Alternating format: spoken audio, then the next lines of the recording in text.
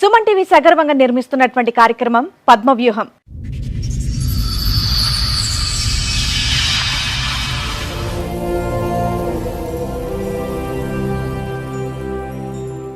మరి ఈ కార్యక్రమాన్ని సమర్పిస్తున్న వారు 6JVR జమలాపురం వారి రత్నాంజలి. మీ అదృష్టాన్ని మార్చుకోవటం ఇప్పుడు కల కాదు, 6JVR తో సాధ్యం. 2008లో ఆమె intermediate first year 3 subjects fail అయ్యేస్తే ఇంటర్మీడియట్ సెకండ్ ఇయర్ నేనే చదివించాను మా విలేజ్.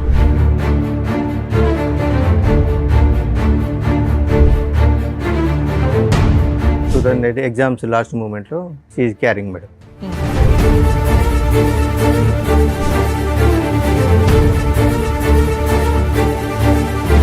వెళ్ళే 2 సంవత్సరాల దగ్గరికి వస్తుంది. ఏమన్నా కట్నం డబ్బులు ఇస్తలేవు, మా దగ్గర తీసుకున్న అప్పు ఇస్తలేవు.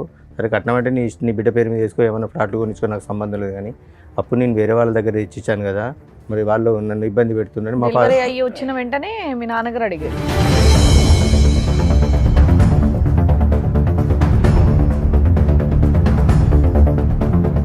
ఎఫ్ఐఆర్ చేసేయమంటే మదన్ మీద, నా మీద, డాడీ మీద వేశారు. అంటే ఇంకా మా 5 మెంబర్స్తో పాటు అదనంగా ఒక 10 మెంబర్స్ మీద కేసు రాశారు.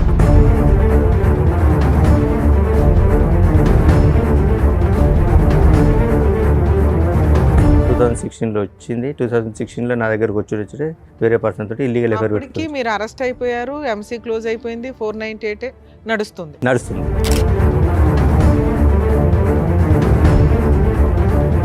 వచ్చిన 2 డేస్కే సమ్ మెసేజ్లు చూసినా మేడం.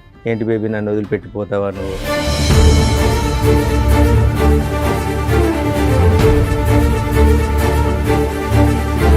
ఏంటిది మెసేజ్లు అని అడిగితే ఇవి మా తమ్ముడు వాళ్ళ గర్ల్ ఫ్రెండ్ మెసేజ్ చేసింది.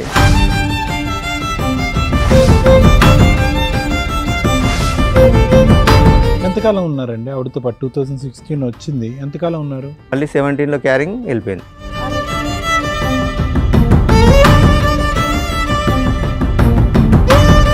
ఆమె నాకేదో డౌట్ వస్తుంది, ఒకసారి టెస్ట్ చేయండి అంటే ప్రెగ్నెన్సీ టెస్ట్ చేయించుకుంటే పాజిటివ్ ఉన్నది.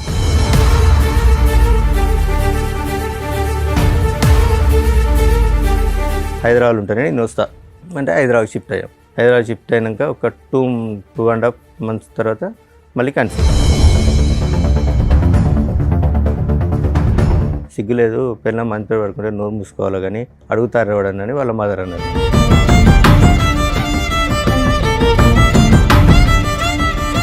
ప్రెగ్నెన్సీ మీదు కాదు అని తెలిసిన తర్వాత కూడా ఉందా? ఉన్నది. మళ్ళీ అబార్షన్ చేయించుకుంది. అదే 2017లో మళ్ళీ నా మూలంగా సరే మళ్ళీ క్యారింగ్.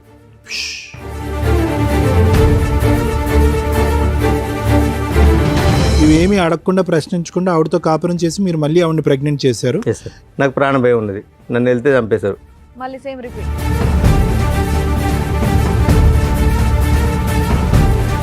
డాడీ నువ్వు మమ్మీని అనుమానిస్తున్నావు కదా, అది నిజమే, ఆ పర్సన్ ఈయనే, ఈ పర్సనే, నీకు తెలిసిన పర్సనే అని చెప్పింది.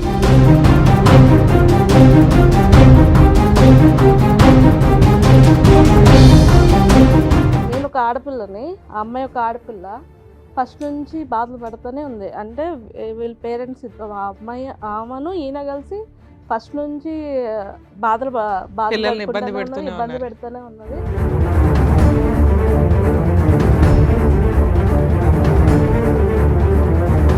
మేము దొరకట్లేదు అని చెప్పి వెళ్ళి అత్తయ్య గారిని కొట్టుడు, పిల్లలు లేకపోతే పిల్లల పెద్దమ్మాయి చెప్పు తీసుకొని కొట్టంటే చెప్పు తీసుకొట్టి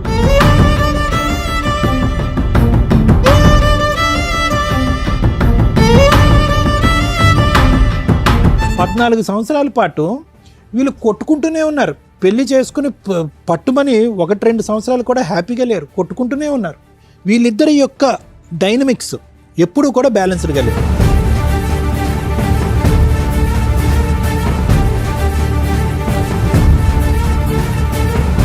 ఇప్పుడు వచ్చేటటువంటి అంశం మనకు తెలియనటువంటి సీక్రెట్ ఏదన్నా ఉంది అంటే కనుక ఆ పిల్లల భవిష్యత్తు దృష్ట్యా ఏం న్యాయం చేశారు అలాంటప్పుడు పిల్లల్ని కనకూడదు.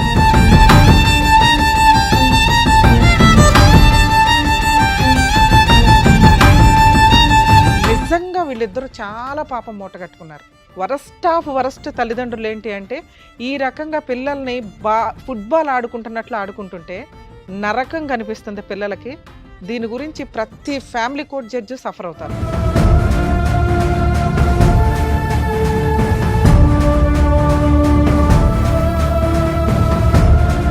మీ ఎదవ డ్రామాలకి, మీ ఆస్తి పంపకాలకి, మీ మెయింటెనెన్స్ల కోసం పిల్లల్ని బలిపశువులు చేయొద్దు.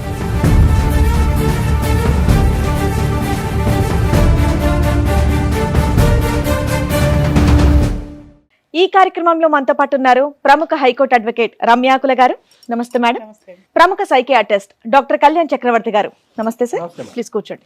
కూర్చోండి సార్. మేడం, నవీన్ కుమార్ గారు ఆయన ఇష్యూ చెప్పుకోవడానికి ఇక్కడ వరకు వచ్చారు. సో ఆయన ప్రాబ్లం ఏంటనేది కనుక్కొని చెప్తారు. నమస్కారం అండి. నమస్కారం మేడం. సార్ ఎక్కడి నుంచి వస్తున్నారండి? మరి జనగాం డిస్ట్రిక్ట్ మేడం. చెప్పండి సార్, ఇక్కడి వరకు రావడానికి కారణం ఏంటి? అంటే నాకు ఒక ఫ్యామిలీ ఇష్యూ ఉంది మేడం, దాని గురించి వచ్చాను. చెప్పండి సార్. నా పేరు నవీన్ కుమార్ మేడం, మాది జనగామ డిస్ట్రిక్ట్. నాకు 2008లో మ్యారేజ్ అయింది. మ్యారేజ్ అయిన తర్వాత ఒక 1 year మా కాపురం సజావుగా జరిగింది. 2008లో 2008లో అయింది. లవ్ మ్యారేజ్ అరేంజ్డ్ అండి? Love come arrange. ఓకే. మా రిలేటివ్స్ మా అత్త కూతురి. ఓకే. మా అత్తయ్య కూతురి లవ్ కమ్ అరేంజ్డ్ మ్యారేజ్ జరిగింది. 2008లో ఆమె intermediate first year 3 subjects fail అయ్యి వస్తే ఇంటర్మీడియట్ సెకండ్ ఇయర్ నేనే చదివించాను మా విలేజ్లో. ఓకే. 2000 పెళ్లి టైంకి అమ్మాయి మేజరా మైనరా? మేజరే మేడం.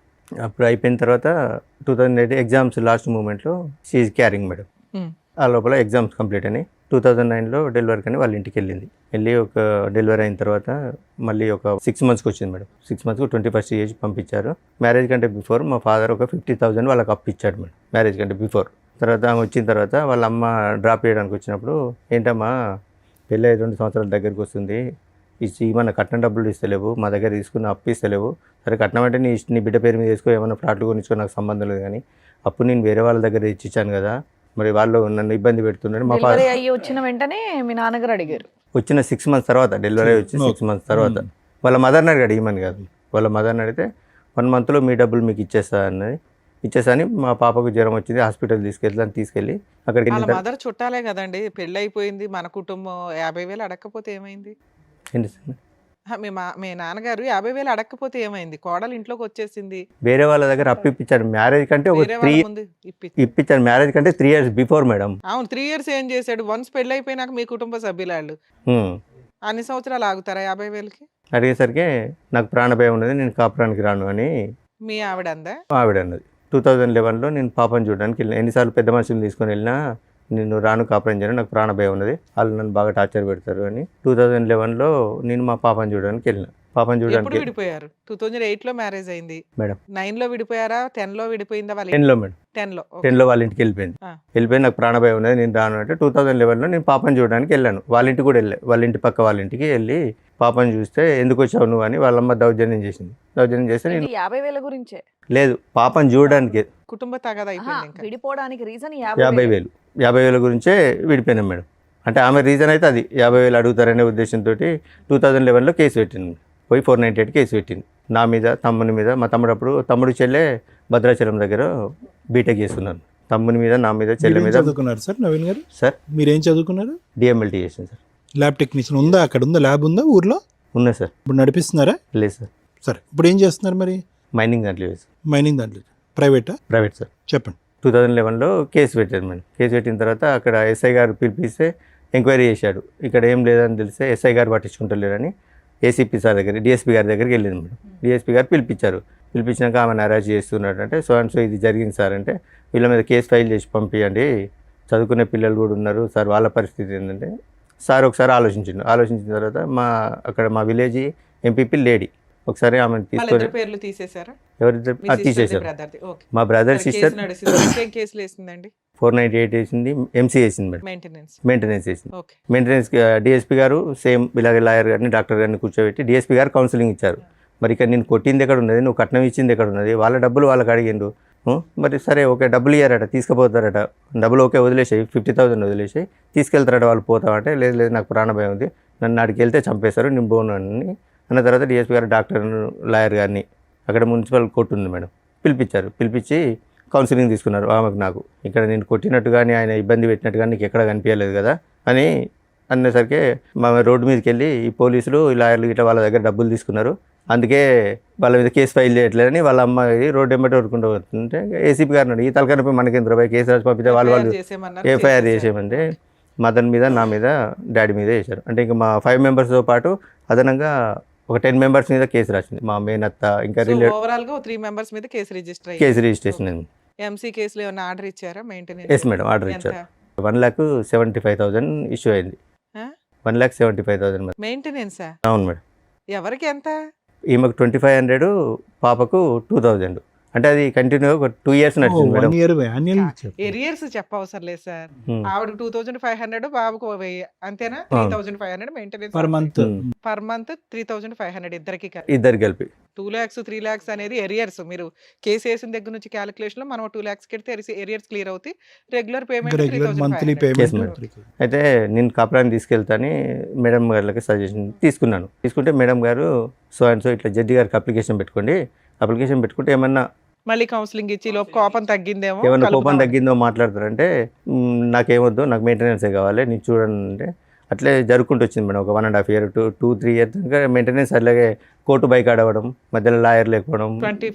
2015 దాకా వచ్చారు. 2014 దాకా వచ్చింది మేడం. ఓకే. 2014 దాకా వచ్చిన తర్వాత జడ్జి గారు అప్పుడు ఒక లేడీ గారు ఉండే, ఏంది ఈ కేసు ఇన్ని రోజులు ప్రొలాంగ్ అవుతుంది, మెయింటెనెన్స్ ఇష్యూ చేయండి, సమ్ అమౌంట్ ఇష్యూ చేసింది. ఇష్యూ చేసిన తర్వాత ఈ డబ్బులు కట్టాలి బాబు అంటే, ఇంత అయితే నేను కట్టుకోలేను మేడం ఒకసారి, ప్రజెంట్ అయితే నా దగ్గర ఒక 50,000 ఒక 2 daysలో కట్టేశాను, మిగతా అంటే నాకు ఒక 10 days టైం ఇవ్వండి అది అని ఇన్స్టాల్మెంట్ లో కట్టొచ్చులేండి. ఓకే. అన్న తర్వాత లేదు మేడం 50,000 కదా, నాకు ఇప్పుడు మొత్తం కట్టాలి, మొత్తం ఇస్తేనే నేను వదిలిపెడతాను, లేకుంటే మరి నువ్వు మొత్తం కట్టకపోతే ఆయన జైలు పోతున్నామంటే జైలు పోయినా పర్లేదు అంటే 498 కేసులు వెళ్ళాను. ఎంసీలో కూడా 1 month వెళ్ళాను మేడం. 1 month వెళ్తే ఎరియర్స్ క్లియర్ అయిపోయినాయి. అయిపోయింది మేడం. మళ్ళీ వేసిందా? మళ్ళీ ఏమీ వెళ్ళలేదు, ఇంకా వేయలే అప్పటి. వేయలేదు. 2016లో సో మీరు 1 రూపాయి కూడా బాబుకి కానీ తనకు కానీ కట్టలేదు. 498 లో పనిష్మెంట్ పడిందా? 498లో 5 days పనిష్మెంట్ పడిందా? లాస్ట్ కేసు 2020లో ఫైనల్ అయింది మేడం. ఆ, ఫాల్స్ కేసు కింద కొట్టేశారు. మరి నేను అన్నది అది 5 days స్టార్టింగ్ లో వెళ్ళారు. Yes. అదే అప్పట్లో 498 అప్పుడు అరెస్టులు ఉండేవిలేండి. కంప్లైంట్ ఇచ్చి అప్పుడు కంప్లైంట్ ఇచ్చినప్పుడు తీసుకెళ్ళి స్టేషన్ బెయిల్ ఇస్తున్నాను. మరి జైల్లో దేనుకున్నామండి? స్టార్టింగ్ లో అరెస్ట్ అప్పుడు అరెస్ట్ చేసి 498 వేగానే ఎంక్వైరీ ఇన్వెస్టిగేషన్ ఏమీ లేదు. ముందు అత్తమామల్ని ఈయన్ని అరెస్ట్ చేసేవాళ్ళు. అవన్నీ ఫాల్స్ కేసులని ప్రూవ్ అవుతూ రావడం వల్ల స్టేషన్ బెయిల్ ఇచ్చారు. ఒక 2015 నుంచి అనుకోండి. Yes, sir. Maximum 7 years 8 years 2016లో 1 month జైల్లో ఉన్నా అన్నారుగా. మెయింటెనెన్స్. మెయింటెనెన్స్ కి ఎరియర్స్ కట్టకపోతే ఓకే నేను ఎక్స్ప్లెయిన్ చేస్తాను. 2016లో అన్ఫార్చునేట్లీ మా ఫాదర్ యాక్సిడెంట్లో డెత్ అయ్యాడు. మా ఫాదర్ డెత్ అయిన తర్వాత ఊళ్ళో పెద్ద మనుషులు వాళ్ళు వీళ్ళుండి మాట్లాడి, నువ్వు ఇంటికి పెద్ద కోడలు రాకపోతే బాగుండదు అలా ఇలా అని ఎక్స్ప్లెయిన్ చేస్తే 2016లో వచ్చింది. వాళ్ళ అమ్మగారు మీకు ఏమవుతారు? చుట్టరికం? మా మమ్మీకి మేనత్త కూతురు. మేనత్త కూతురు. 2016లో మా ఫాదర్ డెత్ అయిన తర్వాత వచ్చింది. తర్వాత ఒక 1 month తర్వాత అందరూ పెద్ద మనుషులు మాట్లాడి నువ్వు రావాలి అది అంటే, ఇల్లు పొలం నా పేరు మీద రిజిస్ట్రేషన్ చేస్తే నేను వస్తా అన్నది. ఎంత ఉంది పొలం? 6 ఎకరం మేడం. 6 ఎకరం. 6 ఎకరం. మీరు ఎంతమంది? ఇద్దరు మీ మేడం. బ్రదర్ ఒక ఉన్నాడు, బ్రదర్, మీరున్నారు, సిస్టర్ సిస్టర్ ఉంది, ఉంది, అమ్మ ఉంది. అమ్మ ఉంది. ఓకే. అయితే చేయాలంటే మామూలుగా ఏమనంటే మా బ్రదర్ ఉండి మీ కాపురం బాగుంటుందంటే అది కూడా నేను ఇచ్చేస్తాను, నా పాలకు వచ్చే 11 గుంటలు, మా తమ్ముడు government job madam, central government, ఆ 11 గుంటలు కూడా నేను ఇస్తా, నాకు ఇబ్బంది ఏం లేదు అంటే 2016లో వచ్చింది. వచ్చిందా? వచ్చింది 2016లో వచ్చింది. 2016లో నా దగ్గరకు వచ్చి వేరే పర్సన్ తోటి ఇల్లీగల్ ఎఫైర్ అప్పటికి పెట్టుకుంది. మీరు అరెస్ట్ అయిపోయారు, ఎంసీ క్లోజ్ అయిపోయింది, 498 నడుస్తుంది. 2016లో నా దగ్గరకు వచ్చింది. వచ్చిన 2 daysకే సమ్ మెసేజ్లు చూసినా మేడం. ఏంటి బేబీ నన్ను వదిలిపెట్టిపోతావా నువ్వు, వాడి దగ్గరికి మళ్ళీ ఎందుకు వెళ్ళావని మెసేజ్ చూశాను. ఏంటిది ఈ మెసేజ్లు అని అడిగితే ఇవి మా తమ్ముడు వాళ్ళ గర్ల్ ఫ్రెండ్ మెసేజ్ చేసింది. 11లో విడిపోయిన మీరు 16లో కలిసారు మరి. Yes madam. అప్పటికి కూడా నేనేమలే 16లో అలా ఇక నేను అప్పుడు నాకు ఈమె పోయిన ఆవేశంలో కొద్దిగా డ్రింక్ అలవాటైంది మేడం. 2011లో నాకు డ్రింక్ అలవాటైంది, బాగా డ్రింక్ చేస్తుంది. తర్వాత 2016 ఈమె వచ్చిన తర్వాత మొత్తం అన్ని స్టాప్ చేశాను. ఓకే. స్టాప్ చేసి అక్కడ విలేజ్లోనే ఉన్నాం మేడం. ఆ నియర్ బైలో ఒక సిటీ ఉంటుంది, అక్కడికి నేను 15 kilometers నేను జాబ్కి వెళ్ళి వచ్చాను. ఆమె ఇంటి దగ్గర ఉన్నది, పాప అక్కడ చదువుకునేది. సో ఇక నేను డ్యూటీ నుంచి వచ్చేసరికి ఇంట్లో మమ్మీ వాళ్ళతో ఏదో రకమైన గొడవ, ఏదో రకంగా అది గొడవ పెట్టుకొని ఎంతకాలం ఉన్నారండి ఆవిడతో పాటు? 2016 వచ్చింది, ఎంతకాలం ఉన్నారు? మళ్ళీ 17లో క్యారింగ్ వెళ్ళిపోయింది. అరే క్యారింగ్లో వెళ్ళిపోయింది. ఎస్. 2000 మెసేజ్లు రావడం ఇది అంటే మా తమ్ముడు అది మీకు ఇది అని. వచ్చిన 2 రోజులకే తెలిస్తే ఆ అమ్మాయితో ప్రెగ్నెన్సీ ఎందుకు తీసుకొచ్చారు? ఏంటి మేడం వచ్చిన 2 daysకే తెలిసింది ఆ అమ్మాయి క్యారెక్టర్ ఏంటి అని. మళ్ళీ ప్రెగ్నెన్సీలు నాకేం కన్ఫర్మ్ అయింది అది. ఆ ఫోను ఇన్ని రోజులు వాళ్ళ బ్రదర్ వాడిండు, తర్వాత ఈమెకి ఇచ్చాడు మేడం.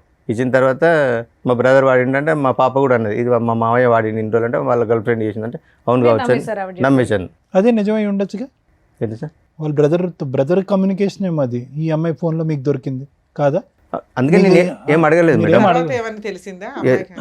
తర్వాత అలాగే ఊకే చిన్న గొడవలు పెట్టుకొని నాతో గొడవ పెట్టుకొని వాళ్ళ అమ్మోళ్ళ ఇంటికి వెళ్ళిపోయింది. నేను హైదరాబాద్లో ఉంటాను, నీతో కాపురం చేస్తానంటే పెద్ద మనుషుల సమక్షంలో మాట్లాడి హైదరాబాద్కి వచ్చేసాం మేడం. మళ్ళీ మళ్ళీ ఆవిడ చెప్పినట్టు వాళ్ళు వింటున్నారా మీరు? హైదరాబాద్కి వచ్చేసాను. హైదరాబాద్కి వచ్చిన 3 మంత్స్కి నా ప్రమేయం లేకుండా మళ్ళీ ప్రెగ్నెంట్ అయింది.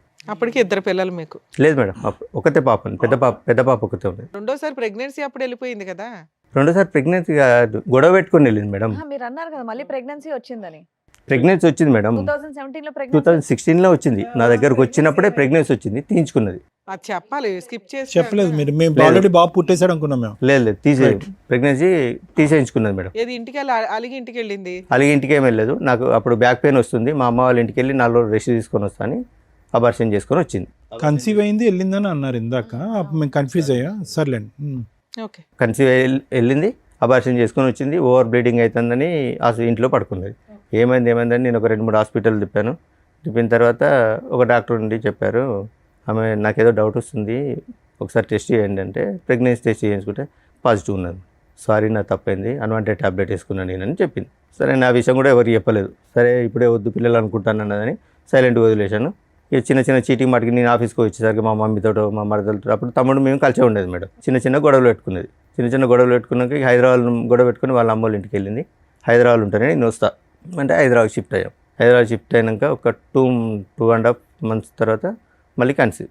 మరి అడిగాను, ఏంటిది, నేను కనీసం నీ దగ్గర కూడా రాలే, కన్సీవ్ ఎందుకు అయిందంటే కావాలని గొడవ పెట్టుకుని ఆ రోజు రాత్రి వాళ్ళ అమ్మ వాళ్ళు ఒక 300 kilometers దూరంలో ఉంటారు. ఆ నైట్ ఫోన్ చేసి తెల్లారి 5 o'clock రప్పించింది. ఏంటి మా అమ్మాయికి నీకు గొడవ అయిందట, ఏంటిది అంటే ఇది ముచ్చటంటే సిగ్గులేదు, పిల్లల మంచి పేరు పడుకుంటే నోరు మూసుకోవాలి కానీ అడుగుతారు ఎవడని వాళ్ళ మదర్ అన్నారు. ఈ విషయం వాళ్ళకి 2017లో తెలుసు. 2017లో తెలుసు. ఆ ప్రెగ్నెన్సీ తోటి అలాగే కంటిన్యూ ఉన్నది. వాళ్ళ ఇంట్లో మగపిల్లాడు ఉన్నాడు కదా, మీ బామ్మరిది ఎవరు ఉన్నాడు, అతనికి తెలుసా ఈ పంచాయతీ? ఇల్లీగల్ అఫేర్ ఉన్నది, అది తమ్మునికి తెలియదు మేడం. వాళ్ళ తమ్మునికి 2021లో చెప్పాను నేను. చెప్పిన తర్వాత కూడా జస్ట్ ఇప్పటికి కూడా సరే 17లో అక్రమ సంబంధం వెళ్ళిపోయిందా? అడిగితే వెళ్ళిపోవాలి మేడం. ఉన్నది చిన్న గొడవ పెట్టుకుంటా, అది కూడా అబార్షన్. ప్రెగ్నెన్సీ మీదు కాదు అని తెలిసిన తర్వాత కూడా ఉందా? ఉన్నది. మళ్ళీ అబార్షన్ చేయించుకుంది. మళ్ళీ అబార్షన్ చేయించుకున్నది. మీరు అయినా కంటిన్యూ అయ్యాను. ఇక ఊర్లో తెలిస్తే పర్వతం. మా ఫాదర్ ఒక private school teacher madam. So అంటే కొంచెం పొలిటికల్గా తిరిగేది. మా మదర్ అంగన్వాడీ టీచర్. సొసైటీ వెళ్తే పరుగు పోతాను, నేను కూడా సైలెంట్ ఊరుకున్నాను. అదే 2017లో మళ్ళీ నా మూలంగా సరే మళ్ళీ క్యారింగ్ అది అలాగే ఉన్నది. చిన్న మీతో అయినటువంటి ఫస్ట్ ప్రెగ్నెన్సీ ఆవిడ ఎందుకు తీయించుకుందండి? ఎందుకు తీపించేసుకుంది ఆవిడ? ఇప్పుడే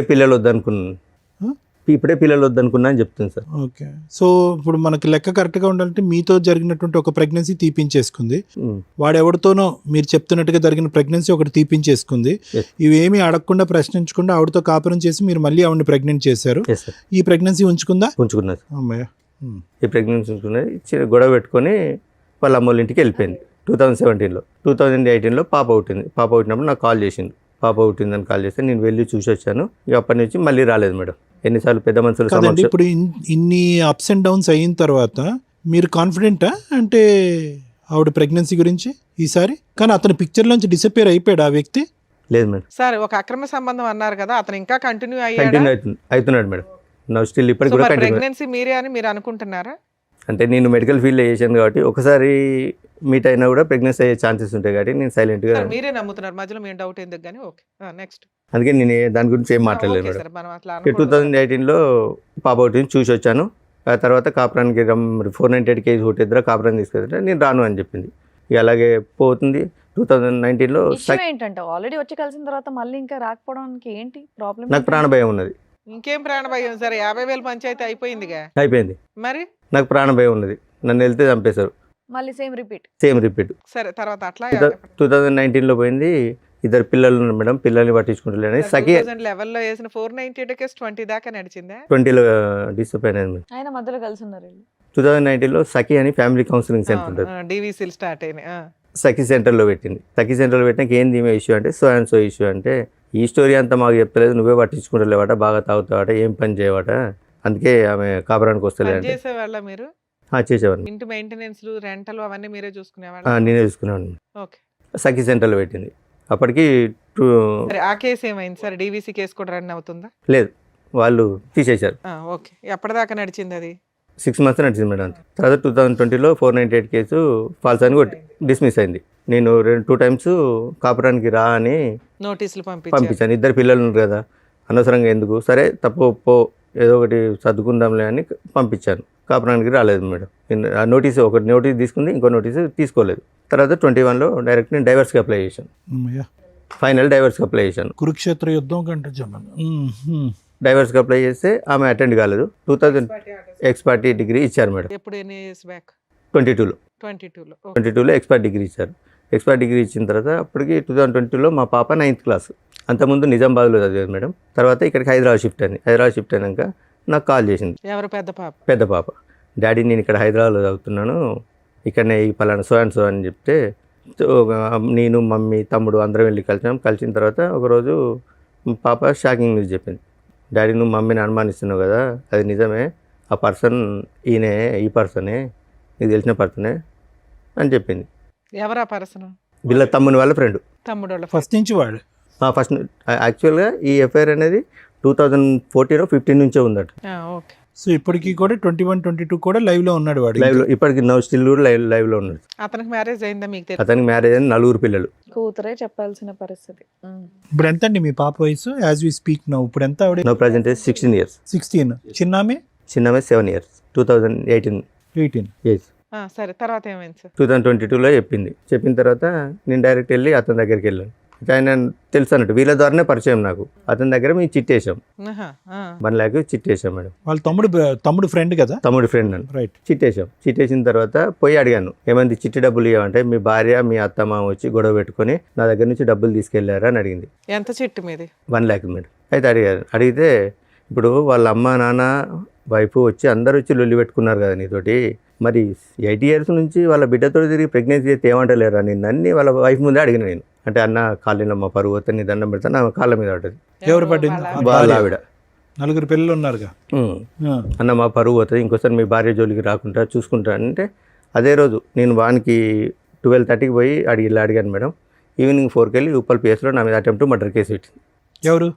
ఈమె నా వైఫ్, ఫస్ట్ వైఫ్. వాళ్ళ ఇంటికి వెళ్ళారా మీరు? ఎవరింటికి?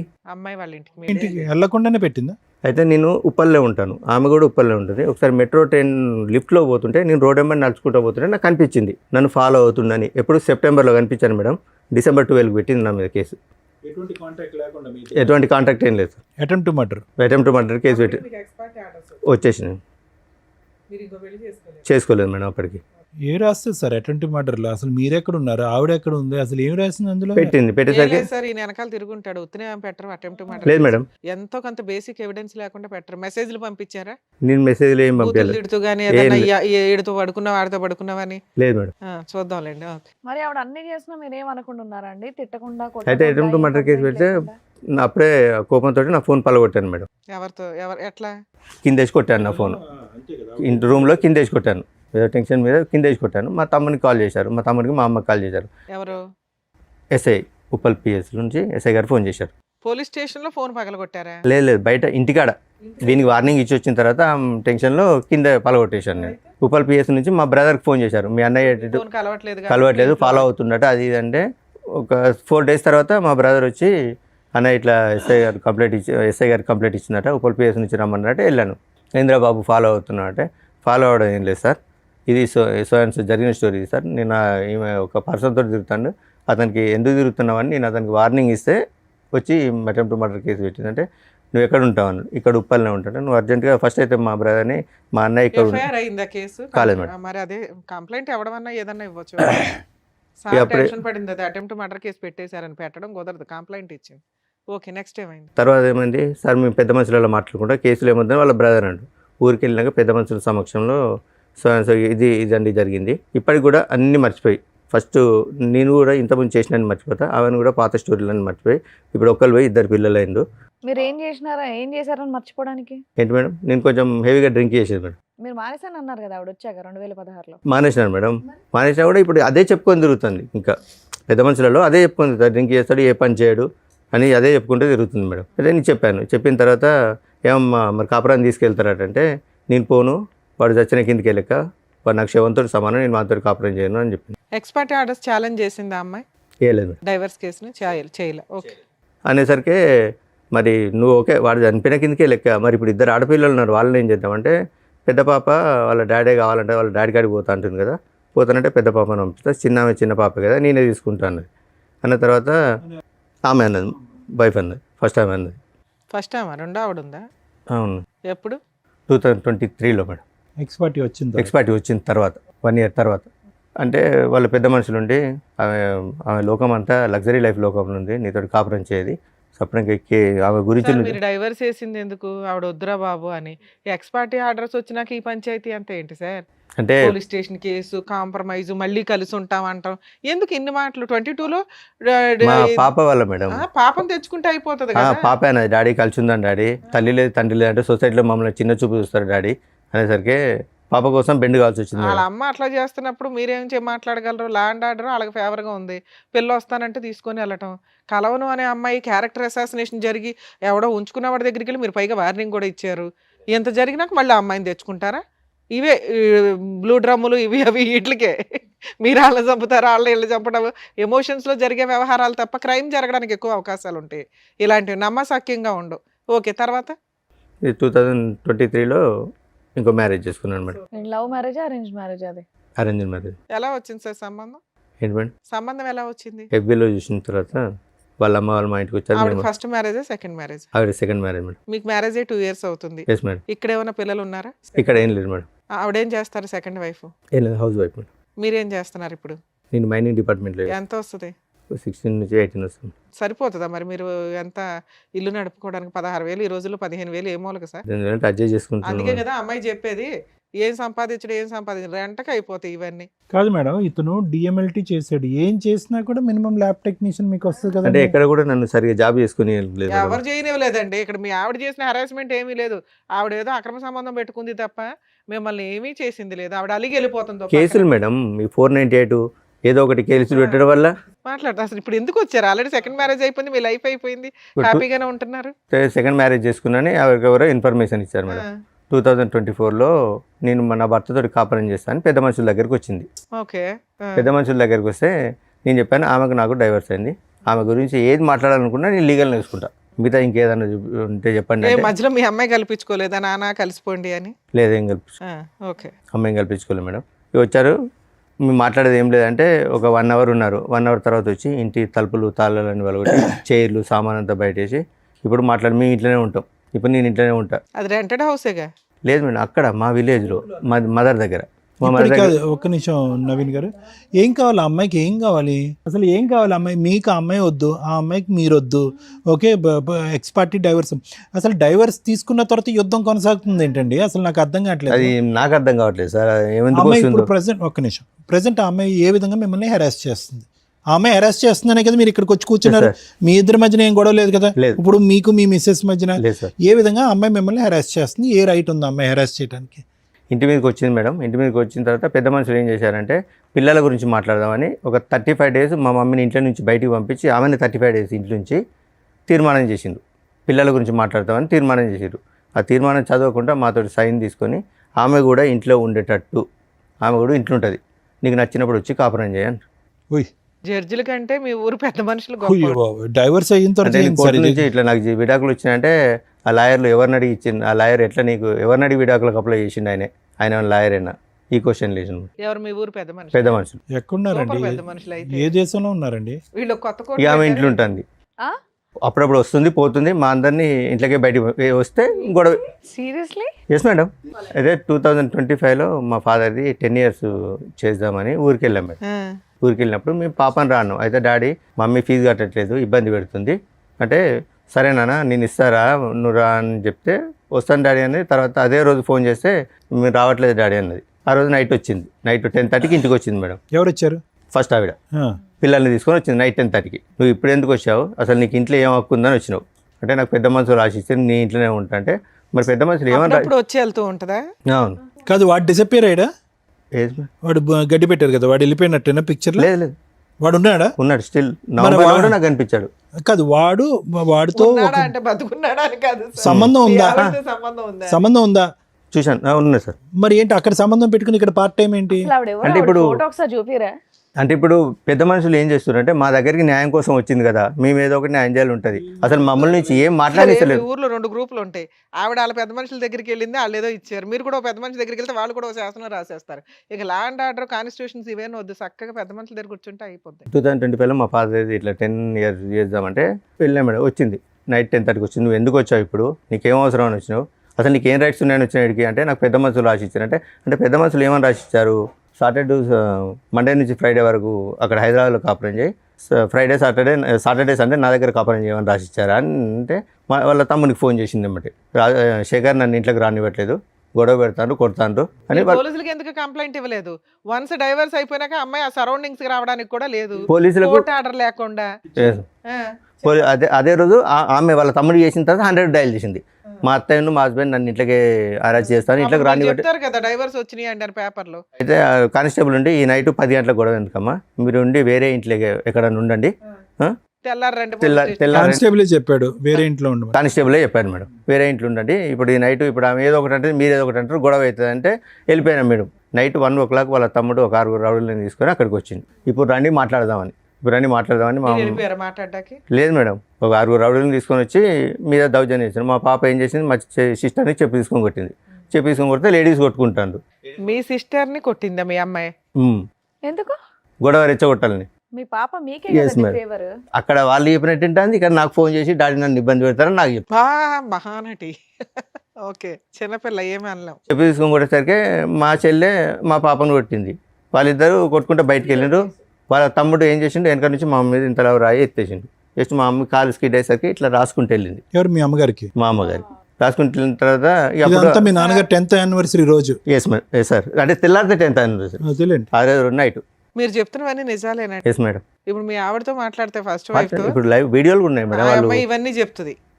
ఇప్పుడు ఈవిడ పరిస్థితి ఏంటి? ఇప్పుడు మీ సతీమణి, ఇప్పుడు భార్య, ఈవిడ పరిస్థితి ఏంటి?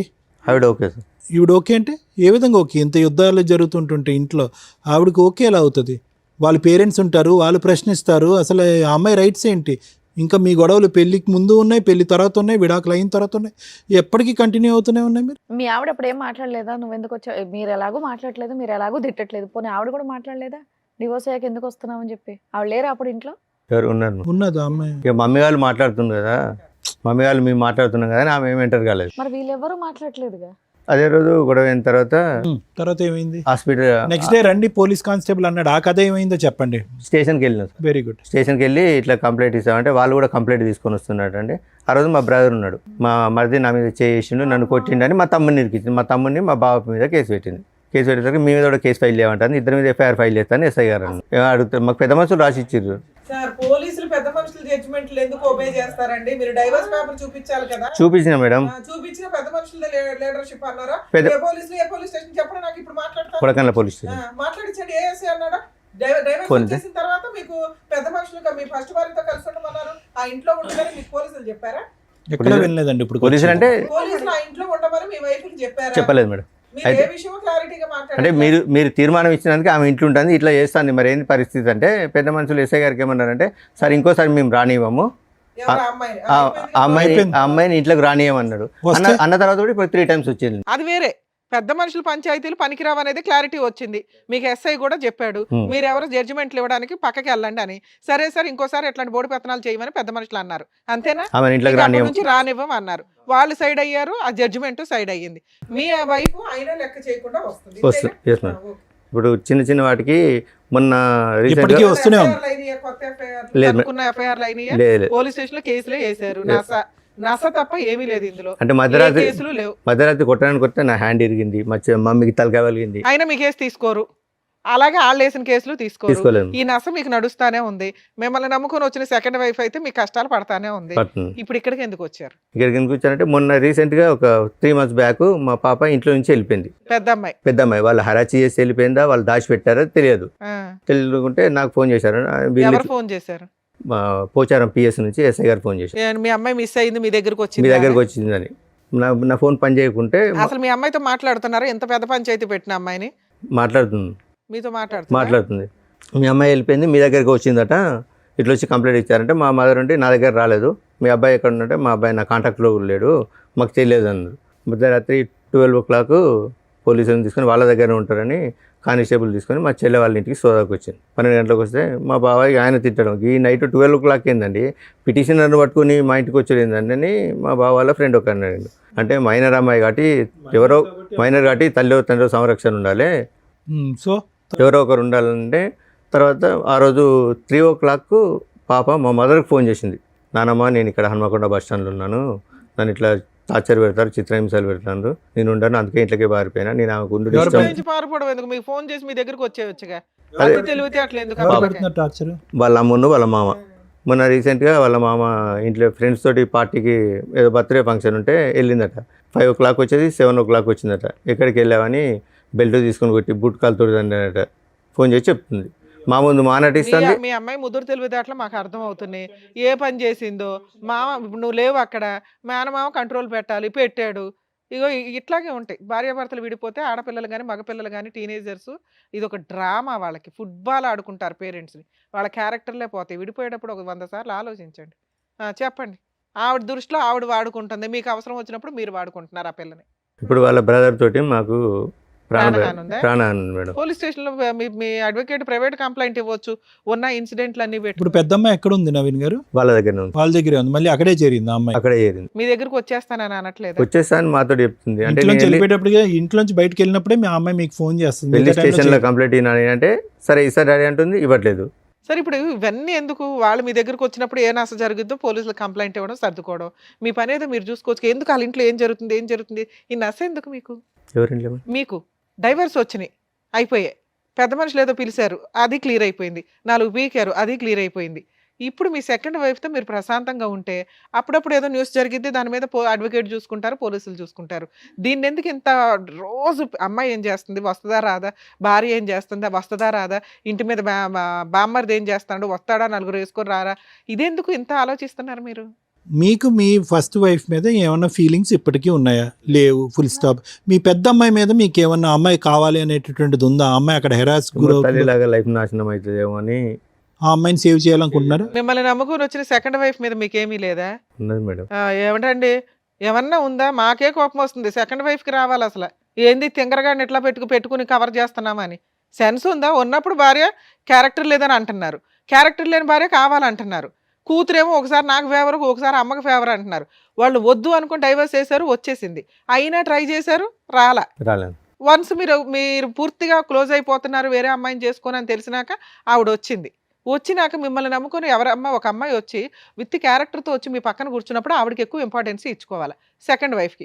ఈ అమ్మాయిది చిన్న నసలు కొన్ని రోజులు జరుగుతాయి, ఆ నసలేవో క్లియర్ చేసుకోవాలా, ఊరుకోవాలా. స్టిల్ ఇప్పటికీ తవ్వుకుంటున్నారు మీరు ఇదే పనిగా. సంపాదించేది పావల, పంచాయతీలు 100.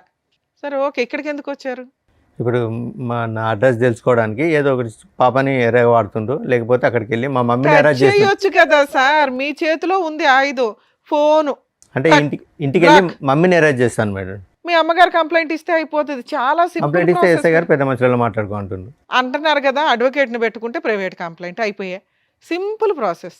మీతో పాటు ఎవరైనా వచ్చారా? ఎవరు రాలే మేడం. వాళ్ళు కూడా నీతోటి మేము తిరగడం వల్ల వాళ్ళు కూడా మమ్మల్ని స్ట్రగుల్ చేస్తారని.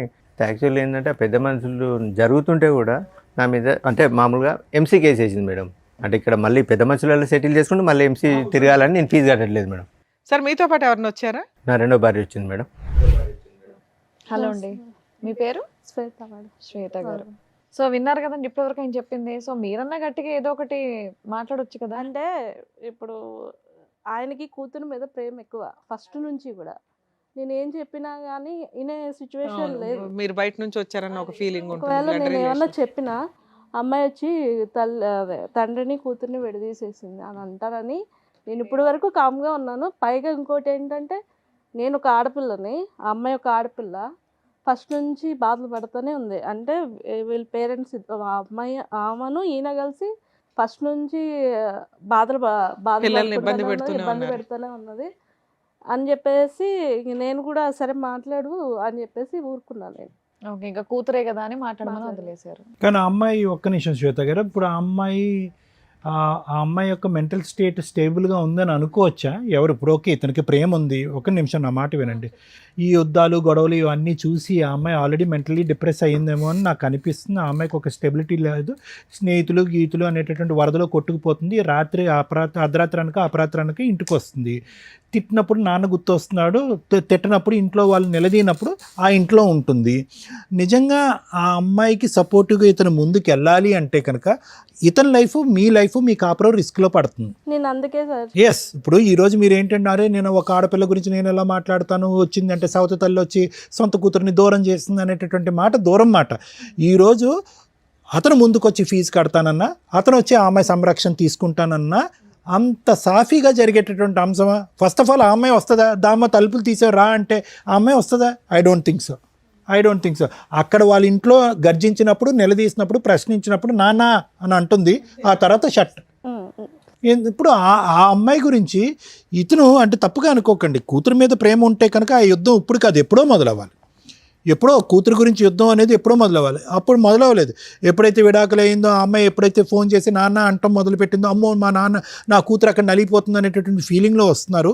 నా గట్ ఫీలింగ్, నా అంతరాత్మ ఏం చెప్తుందంటే ఈ మొత్తం సినారియోలో ఒక టీనేజ్లో సైడ్ ట్రాక్ అయినటువంటి ఒక ఆడపిల్ల సిచ్యువేషన్ అడ్వాంటేజ్ తీసుకుంటుంది అన్నది నా అభిప్రాయం. సేమ్ ఇప్పుడు ఆ అమ్మాయి కాదు, ఆ అమ్మాయిని నువ్వే సంరక్షణ చూసుకో, ఆ అమ్మాయిని అమ్మ నువ్వు అక్కడే పెరిగావు, అక్కడే పుట్టావు, అక్కడే మీ అమ్మ దగ్గరే ఇంతకాలం ఉన్నది, నేను చూసింది నా మాత్రమే, ఒక తండ్రిగా నేను నీ మొహం చూసింది నా మాత్రమే, తల్లి అయినా ఎవరైనా అక్కడే నువ్వు చూసుకో అమ్మా అని చెప్పి మీరు వదిలేస్తే కనుక మీ సంసారం బాగుంటుంది. ఇప్పుడు ఏంటంటే ఇతను విడాకులు ఇచ్చాడు, సడన్గా ఇప్పుడు కూతురు సంరక్షణ అనేటువంటి ఆలోచన వచ్చేటప్పటికి 2 పడవల మీద కాలు వేసేటప్పటికి అక్కడ తల్లికి మామకి అగ్గుల మీద గుగ్గులం అవుతున్నారు, ఈ అమ్మాయిని ట్రాప్ చేస్తున్నారు మీరు అనేటటువంటి ఫీలింగ్తో. అంతే కదా శ్వేత గారు, అదే కదా ఇక్కడ సబ్జెక్టు. లేదంటే ఆ అమ్మాయి ఎందుకు ఇక్కడికి వస్తుంది పదే మీ భార్య విడాకులు అయిన తర్వాత? సరే సార్, ఇక్కడికి ఎందుకు వచ్చారు మీరు? ఏం కావాలని వచ్చారు? మేము అంటే ఇక్కడ హైదరాబాద్లో ఉంటాము, అత్తయ్య గారు ఊర్లో ఉంటారు. మేము దొరకట్లేదు అని చెప్పి వెళ్ళి అత్తయ్య గారిని కొట్టుడు, పిల్లలు లేకపోతే పెద్దమ్మాయి కూడా చెప్పు తీసుకొని కొట్టంటే చెప్పు తీసుకొట్టుడు. ఎందుకమ్మా ఏమని చెప్పి కొడుతున్నారు పెద్దవాడిని? డబ్బులు అడిగిపో. అదే డబ్బులా? డబ్బులు అడిగిపో. మెయింటెనెన్స్ కాదు మేడం, అదే డబ్బులు అంతే. డబ్బు ఎంతో కొంత, ఎంతో కొంత. ఫీజులు కూడా కాదు, వాళ్ళు ఖర్చులకి డబ్బులు అడిగిపో. నువ్వు ఎందుకు కొట్టావు, నువ్వు ఎందుకు ఇయ్యో అని చెప్పేసి పెద్ద పాప వెళ్ళి, చిన్నదంటే తెలీదు తనకి, పెద్దది వెళ్ళి కొట్టుకుపో అంటే వెళ్ళి కొట్టడం. మరి అదే పాప నాయనమ్మ నేను ఇక్కడ ఉన్నాను, బస్ స్టాండ్ లో ఉంది, నా పరిస్థితి బాగాలేదని చెప్పి ఫోన్ చేసి. ఇప్పుడు మా నంబర్స్ ఏం లేవు తన దగ్గర సార్ మాకు చేయడానికి. నాయనమ్మే హెల్ప్ కోరినటువంటి అమ్మాయి ఈ రోజు నాయనమ్మని కొడుతుందని అంటున్నారు కదా. అంతకుముందు సార్, అంతకుముందు నాయనమ్మ కొట్టుపో అంటే కొట్టడం మానేసి ఇంటికి రావడం మానేసి ఎంతకాలం అయింది? ఏదో వస్తూనే ఉన్నారు మేడం వాళ్ళు. అంటే కొట్టడం లేదు, అంటే మీరు ఎక్కడ ఉన్నారో తెలియక ఒకసారి వచ్చి ఏం చేస్తారు? వచ్చి 2 days ఉంటుండ్రు వెళ్ళిపోతుంది. పిల్లలేనా ఆవిడ కూడా? ఆవిడే వస్తుంది. వస్తారు మేడం. అప్పుడు ఏం చేస్తున్నారు ఇంట్లో వంట ఎవరు చేస్తున్నారు? వాళ్ళే చేసుకుంటారు. వాళ్ళు చేసేసుకుని వాళ్ళ వరకు ఉండి వాళ్ళ వరకు మళ్ళీ సర్దుకొని. శ్వేత గారు ఆ 2 days ఎలా నడుస్తుంది అమ్మా? ఆ 2 days ఎలా నడుస్తుంది అది తెలీదు సార్ నాకు. కాదు మీ ఇంటికి వస్తుంది ఆవిడ, పిల్లలతో పాటు వస్తుంది, వీళ్ళకి తెలియదు, వాళ్ళ అత్తగారు ఉండరు. సాటర్డే సండే మమ్మీ ఉండదు, మా సిస్టర్ ఇప్పుడు 8 months క్యారింగ్ మేడం, ఇక్కడికి వస్తుందండి. మమ్మీ లేనప్పుడు వస్తుంది, ఓకే ఓన్లీ ఫెస్టివల్స్ చూసుకొని వస్తుంది. ఓకే, ఆ టైంలో మీ అమ్మగారు ఎక్కడ ఉంటారు? సిస్టర్ దగ్గరకు వస్తుంది, లేదంటే ఉన్న ఊర్లోనే అమ్మమ్మ వాళ్ళ ఇంటికాడ ఉంటారు. ఇల్లు ఎంత వాల్యూ చేస్తుంది? ఎవరి పేరు మీద ఉంది? మా ఫాదర్, మా మమ్మీ పేరు మీద. ఎంత వాల్యూ చేస్తుందండి? అప్రాక్సిమేట్లీ ఒక 6-7 lakhs ఇస్తుంది. సరే సార్, మీకు ఈ హెరాస్మెంట్లు ఇవి ఉన్నాయి, ఏం చేస్తే బెటర్, ఎలా వెళ్తే బెటర్? ఓకే అది సార్, పాప ఒకసారి మాట్లాడి అసలు ఆ సిచ్యువేషన్ ఏంటి, వస్తే మా దగ్గర ఉంటే మంచిగా ఉండి వాళ్ళకి మాకు సంబంధం లేదు, నేను మా డాడీతో ఉంటాను అంటే తీసుకుంటాం, లేదు నేను అక్కడే ఉంటాను అని అంటే పర్మనెంట్ సెటిల్మెంట్ చేసేసుకుందాం, వాళ్ళకి మాకు సంబంధం లేకుండా. అది సార్. ఇప్పుడు ఎందుకంటే ఇవన్నీ విషయాలు అక్కడ విలేజ్ లో దాచిపెడుతున్నారు. వాళ్ళ పెద్ద మనుషులు వీళ్ళు వాళ్ళ దగ్గర డబ్బు వెళ్ళకపోతే పెద్ద మనుషుల్లోకి మిమ్మల్ని కులం నుంచి వెళ్ళేస్తాము, మీరు కులానికి అదేంటి మీకు ఏదన్నా అంటే ఇష్యూ వచ్చినా ఏమన్నా జరిగినా ఏదన్నా అయినా మేము మీ ఇంటికి రాము అని చెప్పేసి. నవీన్ గారు డైవర్స్ దాంట్లో పిల్లలకి ఏం చేయాలని కండిషన్స్ ఉన్నాయి? ఏం ఉండవు సార్, ఎక్స్పర్ట్ ఆర్డర్స్ కదా. అంతే madam. Okay, she is not happy about the. అదే సార్, విన్నారు కదా, మీరేమంటారు మేడం? ఈ ఇష్యూలో శ్వేత గారు, నవీన్ గారు, ఇది చాలా చాలా సాగుతున్నటువంటి కేసు. యూజువల్గా మనం ఏమనుకుంటామంటే కనుక మేము కానీ చూసేటటువంటి ప్రేక్షకులు కానీ అమ్మ డైవర్స్ అయిపోయింది ఇంకా ఎక్కడితో అయిపోయింది మీరిద్దరు హ్యాపీగా, అది ఇతని దురదృష్టం అనుకోవాలా మీ నరకం అనుకోవాలా నాకు తెలియదు, కానీ డివోర్స్ అయిపోయింది కదా అంత హ్యాపీగా ఉంది పేపర్స్ వచ్చినాయి కదా ఇతను చేసుకుంటే సేఫ్ అన్నట్టుగా మీకు తప్పుగా అనుకో. మీకు మ్యారేజ్ అయిందమ్మా ఇంతకుముందు? అది అయిపోయి అదంతా క్లోజ్ అయిపోయింది, అదంతా హ్యాపీగానే ఉంది, మీ సైడ్ ఏం ట్రబుల్ లేదు, మీకు అక్కడి నుంచి ఏం చిల్డ్రన్ లేరు మీకు. ఓకే, ఇప్పుడు ఏంటంటే అందరికంటే ఇక్కడ అన్నిటికంటే నాకు చూడవలసింది బాధగా ఎవరికి ఉందంటే మీ గురించి నాకు బాధగా ఉంది శ్వేత గారు. ఆల్మోస్ట్ ఇది 2.5 years బట్టి మీరు సఫర్ అవుతున్నారు కదా, 2 years బట్టి 2 years బట్టి సఫర్ అవుతున్నారు.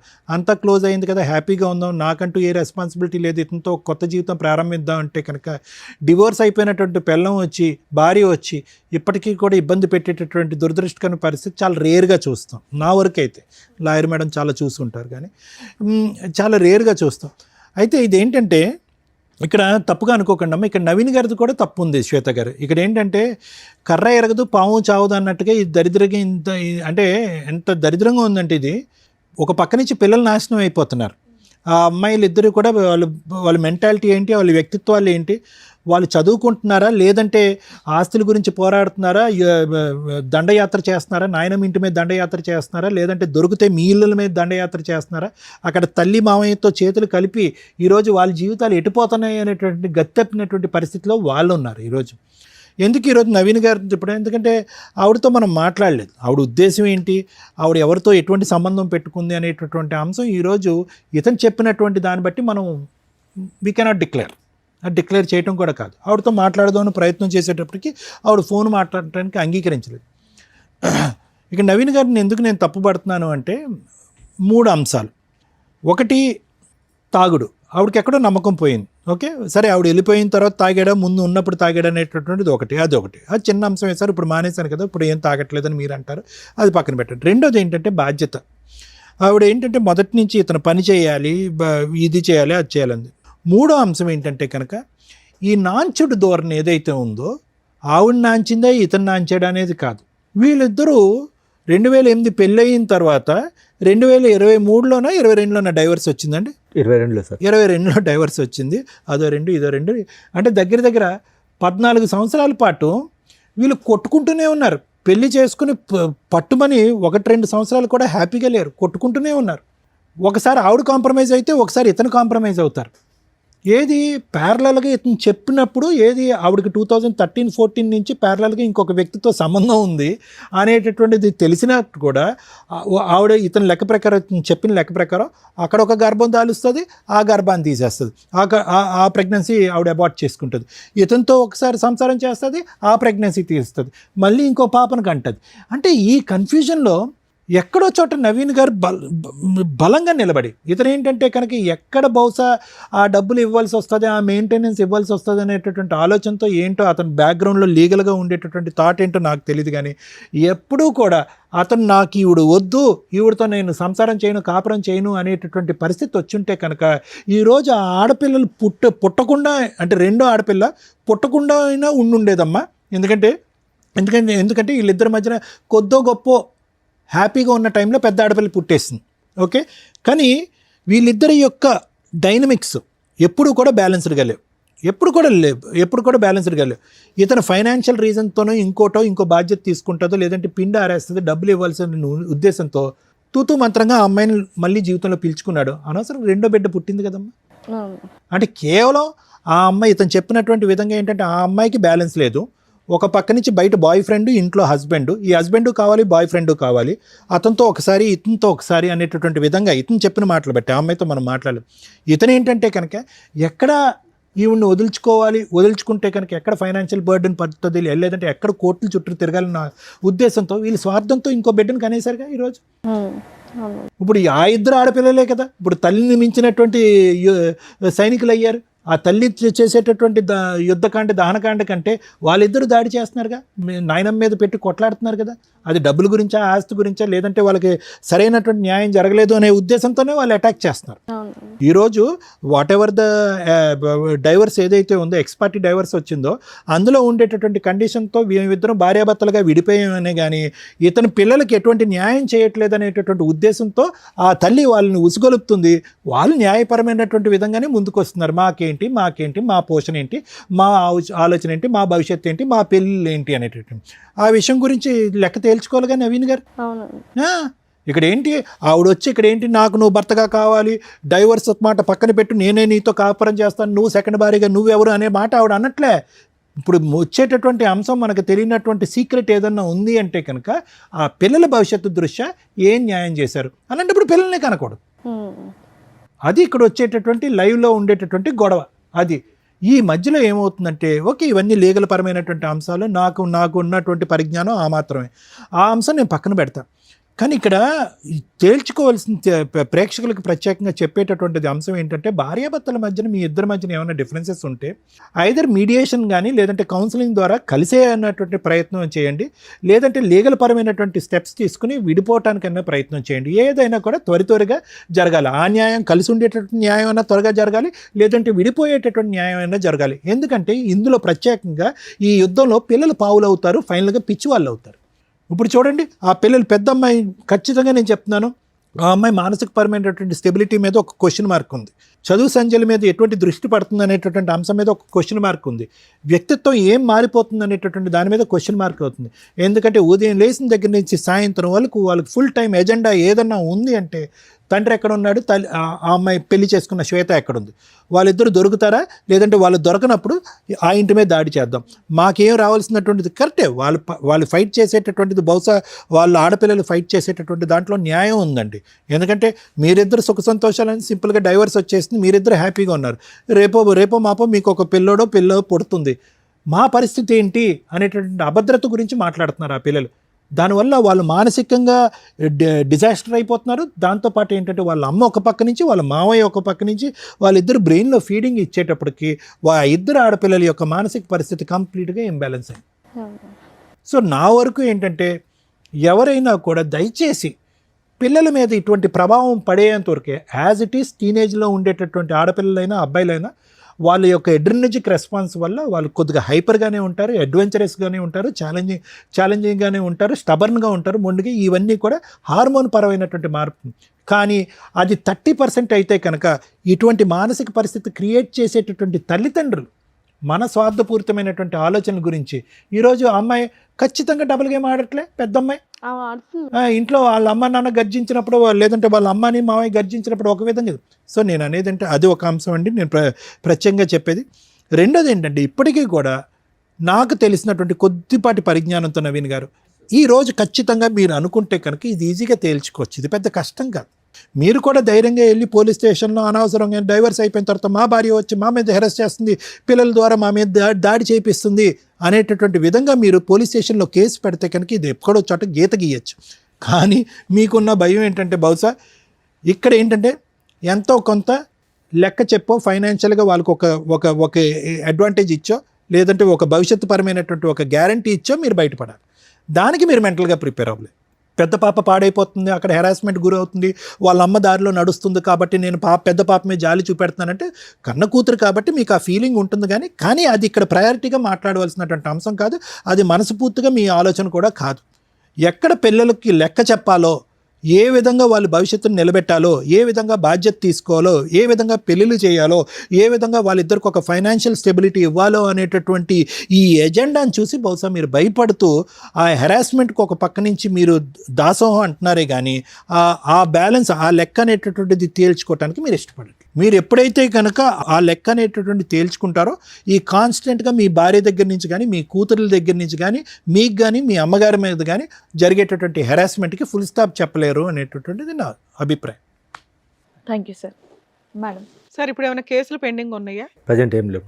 మొదటి భార్య హక్కులు వర్సెస్ రెండో భార్య హక్కులు వర్సెస్ భర్త హక్కులు, వీటి గురించి కొంచెం బేసిక్ నాలెడ్జ్ ఉంటే ఈ కేసు ఇక్కడ దాకా వచ్చేదే కాదు. ఇక్కడ అప్రిషియేట్ చేయాల్సిన వ్యక్తి ఎవరు అంటే సెకండ్ వైఫ్. ఎందుకు అంటే ఒక వ్యక్తిని నమ్మి ఆల్రెడీ ఫస్ట్ ఏదో డైవర్స్ అవుతాయి, సెకండ్ వ్యక్తిని నమ్మినప్పుడు ఏం చూసింది అంటే డైవర్స్ పేపర్ చూసింది. ఏంటి డైవర్స్ పేపర్స్? ఎక్స్పార్టీ ఆర్డర్స్ వస్తే ఆ ఆర్డర్ లీగల్గా వ్యాలిడా అంటే ఆఫ్టర్ 6 months చేసుకునే మ్యారేజ్ లీగల్గా వ్యాలిడ్. ఇప్పుడు వాళ్ళ ఫస్ట్ వైఫ్ ఛాలెంజ్ చేసి అపీల్ కోర్టులో, హైకోర్టులో ప్రొసీడ్ అయితే మీరు చాలా న్యూస్ల్లో చూస్తూ ఉంటారు, డైవర్స్ కేసు పెండింగ్ ఉండగా మ్యారేజ్ వ్యాలిడ్ అని. సగం ఇన్ఫర్మేషనే మీకు తెలుసు. ఇలాంటిది వ్యాలిడ్. ఎలాంటిది?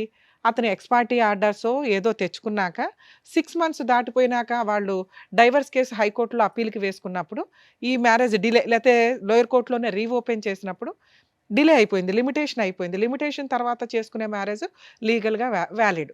సో, ఆ డైవర్స్ కేస్ కంటిన్యూ అవుతూనే ఉంటది. ఫైనల్‌గా జడ్జి గారు అట్లాంటి కేసుల్లో కొంత కాంపెన్సేషన్ ఆర్డర్ చేస్తారే తప్ప, ఈ సెకండ్ మ్యారేజ్ వ్యాలిడ్ కాదు అని అనరు. సో, ఎవరన్నా జెంట్స్ గాని, లేడీస్ గాని మీకు X party orders, divorce copies కనుక చూపిస్తే 6 మంత్స్ కంప్లీట్ అయిందా లేదా చూసుకొని ఆఫ్టర్ 6 మంత్స్ మ్యారేజ్ చేసుకోండి. అది లీగల్‌గా వ్యాలిడ్. ఫస్ట్ వైఫ్ కానీ, ఫస్ట్ హస్బెండ్ గాని ఫైటింగ్ చేస్తున్నా కూడా మీకు ప్రాబ్లమ్ లేదు. అవి ఫర్దర్‌గా నడుస్తూ ఉంటాయి. కానీ యూజ్ ఏముంది? ఇప్పుడు ఈ సెకండ్ వైఫ్ హరాస్మెంట్ పడుతున్నట్టు లెక్క. ఆ అమ్మాయికి వేరే ఆప్షన్ లేదు. ఇక్కడ భర్త మంచోడా? చెడ్డోడా? భర్తతో హ్యాపీనెస్ ఏముంది? ఈ మంచి చెడుల గురించి ఆలోచించడం కంటే భర్త ఉంటాడా? ఊడతాడా? అనే కన్‌ఫ్యూజన్‌లోకెళ్ళిపోతుంది. ఎందుకంటే భర్త హ్యాపీగా లేడు. ఫైనాన్షియల్‌గా సంపాదించడం మీద కాన్సంట్రేషన్ లేదు. సెకండ్ వైఫ్‌ని బాగా చూసుకునే విధం మీద కాన్సంట్రేషన్ లేదు. నా పిల్లలు, నా ఫస్ట్ వైఫ్, మా అమ్మని తంతున్నారు, మా ఇంట్లో వాళ్ళని స్టిల్ 15 ఏళ్ల నుంచి 20 ఏళ్ల నుంచి ఏ నస జరిగిందో అది సెకండ్ మ్యారేజ్ తర్వాత కూడా కంటిన్యూ అవుతుంది.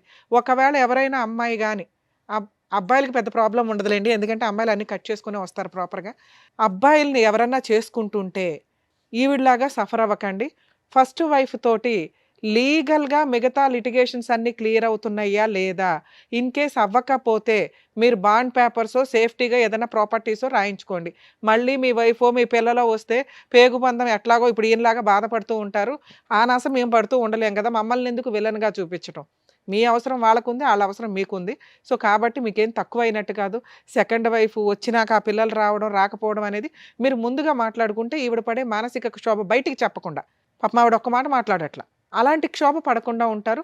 సేఫ్ సైడ్‌లో ఉండండి. ఎక్స్ పార్టీ ఆర్డర్స్ తీసుకునేటప్పుడే ఇలాంటి వ్యక్తితోటి 6 మంత్స్ తర్వాత మ్యారేజ్ చేసుకుంటూ ఫస్ట్ వైఫ్‌తో ఫుల్ అండ్ ఫైనల్ సెటిల్మెంట్ అవ్వకపోతే నువ్వేంటి, నీ పిల్లలేంటి, మీ ఆస్తులేంటి, నాకేంటి. ఇది రాసుకొని ఒకవేళ మీ నసేదన్నా ఉంటే బయట చూసుకొని గుమ్మం లోపలికి తీసుకురావద్దు. నన్ను ఇన్వాల్వ్ చేయొద్దు. అలా సేఫ్‌గా చూసుకోగలిగితే చేసుకో, లేకపోతే ఇంకో సంబంధం చూసుకోవడం బెటర్ అండి అని క్లియర్‌గా మాట్లాడుకోండి. ఏదో అంటారు చూడు, ముందే మాట్లాడుకోవడం వల్ల 90% ప్రాబ్లమ్స్ క్లియర్ అవుతాయి. శ్వేత గారు విన్నారా? సో, మీరు ఇరుక్కుపోయారు. సో, మీలాగా కొంతమంది సఫర్ అవ్వకుండా ఉండడానికి ఈ రోజున మీరు ఇక్కడి దాకా వచ్చి మాట్లాడడం అనేది కొంత సేఫ్ సైడ్ అని నా ఉద్దేశం. First wife rights versus husband వీటి గురించి మాట్లాడదాం ఇప్పుడు. ఫస్ట్ వైఫ్ ఇద్దరు పిల్లలుండి అసలు పిల్లలున్న కేసుల్లో నిజంగా వీళ్ళిద్దరూ చాలా పాపం మూటగట్టుకున్నారు. వరస్ట్ ఆఫ్ వరస్ట్ తల్లిదండ్రులు ఏంటి అంటే ఈ రకంగా పిల్లల్ని ఫుట్బాల్ ఆడుకుంటున్నట్లు ఆడుకుంటుంటే నరకం కనిపిస్తుంది పిల్లలకి. దీని గురించి ప్రతి ఫ్యామిలీ కోర్ట్ జడ్జి సఫర్ అవుతారు. ఎందుకంటే పాపం వాళ్ళకి అర్థమైపోతూ ఉంటుంది. మాలాంటి వాళ్ళకి అర్థం అవుతూ ఉంటుంది. అరే పిల్లలు ఇంత సఫర్ అవుతారు, భవిష్యత్తులో వాళ్ళు మేబీ ఇప్పుడు చిన్నోళ్ళు అవ్వచ్చు. కానీ అమ్మ దగ్గర పెరుగుతారు 90% మన ఇండియన్ జ్యూరిస్డిక్షన్స్ ప్రకారం, రెస్పాన్సిబిలిటీస్ ప్రకారం. ఎందుకంటే స్టెప్ మదర్స్ సరిగ్గా చూడరని. అలాగే తండ్రి తను తానే చూసుకోలేక ఇంకో పెళ్లి చేసుకుంటాడు. ఇంక పిల్లల్ని నేను చూసుకుంటాడు. 99% అలాగే ఉంటారన్న ఉద్దేశం. మెజారిటీకి ఎప్పుడు ఇంపార్టెన్సీ ఉంటుంది కాబట్టి తండ్రికి కస్టడీ అనేది ఇవ్వరు చాలా సందర్భాల్లో. ఆ కస్టడీ తీసుకుంటే ముందు అబ్బాయిని కాపాడుకోలేం. ఎందుకంటే అది కన్‌ఫ్యూజింగ్ లైఫ్ స్టైల్ అవుతది. ఉంటే ఎవరో ఒకళ్ళ దగ్గర వేరే కంట్రీలో లాగా మనం పులిహార పంచుకున్నట్టు పంచుకోవడం, నీ పిల్లలు నా పిల్లలు కలిపి మన పిల్లలతో ఆడుకుంటారనే పంచాయితీ ఉండదు. సో, తల్లికే ఇస్తారు ఎక్కువగా. ఇక తను వేరే మ్యారేజ్ చేసుకుంటదా, చేసుకోదా ఇక వాళ్ళ లైఫ్ స్టైల్ అది వేరు. ఇలాంటి కేసులో పిల్లలు తల్లి కొడుతుంటే, తిడుతుంటే, క్యారెక్టర్ గురించి ఎక్స్‌ప్లెయిన్ చేస్తుంటే తండ్రి దగ్గరికి పారిపోతూ ఉంటారు. వీళ్ళ ఫస్ట్ అమ్మాయి ఒక ఎగ్జాంపుల్. అలాగే తండ్రి ఏదన్నా చెప్తూ ఉంటే తల్లి దగ్గరికి పారిపోతారు. Perfect drama. అమ్మాయిని అంటానికే లేదు. ఆ పాపం అమ్మాయి మెంటాలిటీని ఎవరు అలా క్రియేట్ చేసింది? తల్లిదండ్రులు. నిజంగా ఇలాంటి తల్లిదండ్రులకి పాపం తగిలిద్ది. ఉంటే మీ దగ్గర పెట్టుకోండి. మీ ఎదవ డ్రామాలకి, మీ ఆస్తి పంపకాలకి, మీ మెయింటెనెన్స్‌ల కోసం పిల్లల్ని బలిపశువులను చేయొద్దు. తల్లి నువ్వు పోరాడు. ఫస్ట్ వైఫ్ ఎవరైతే తల్లి ఉంటుందో ఆస్తులు కావాలనుకుంటే నువ్వు ఒక్కదానివే పోరాడు. పిల్లల్ని నానమ్మల దగ్గరకో, తండ్రుల దగ్గరకో పంపించొద్దు. పూర్తిగా మీరే ఉంచుకుందాం అనుకుంటే. లేదా అమ్మ 5 రోజులు ఇక్కడుండు. Saturday, సండేలు daddy దగ్గరికెళ్ళు. పండగలప్పుడు వెళ్ళు. ఇంతే తప్ప మీ పర్సనల్ విషయాల గురించి పిల్లలతోటి ఎద్దవ డ్రామాలు వేయొద్దు. పిల్లలు మీ దగ్గర కావాలనుకున్నప్పుడు ఫీజు కట్టుకోవాలా. ఆయన ఎందుకు కడతాడు? అంత రెస్పాన్సిబిలిటీ లేకపోతే పిల్లల్ని వదిలేసేయండి. పూర్తి కస్టడీ అతనికి ఇచ్చేయండి.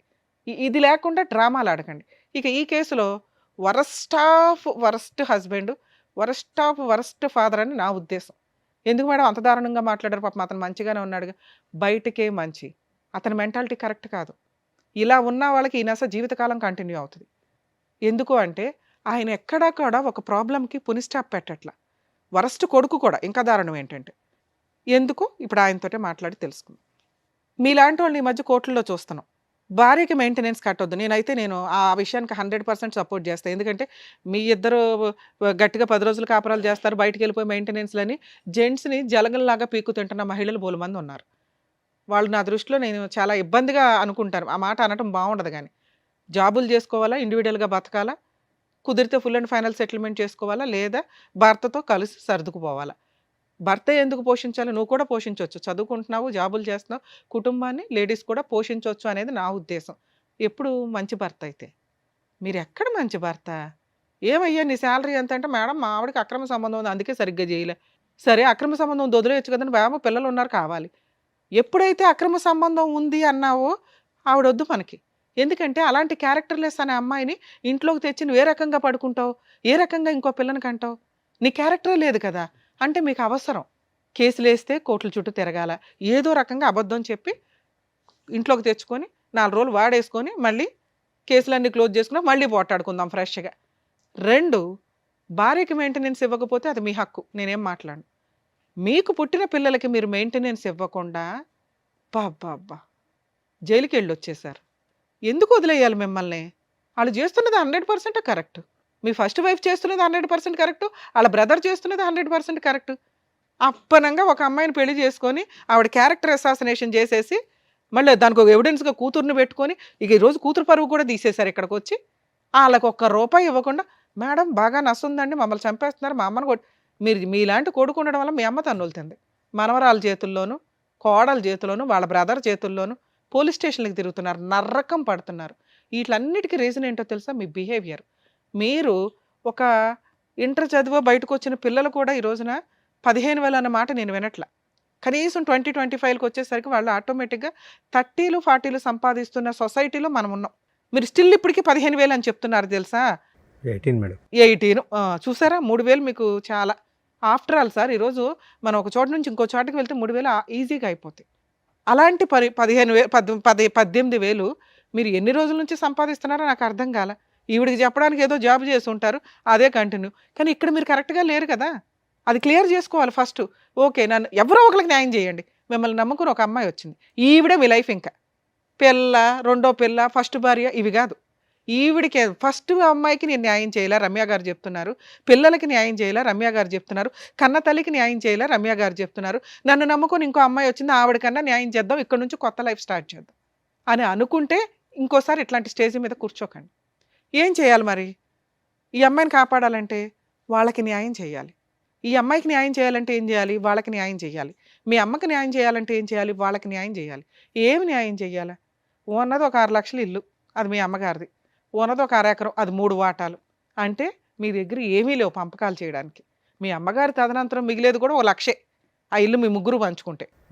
అర్థమవుతుందా? ఎక్కడో 1 లక్ష, అక్కడో 2 లక్షలు, 3 లక్షలు మీ దగ్గర ఉన్న పంచాయతీ.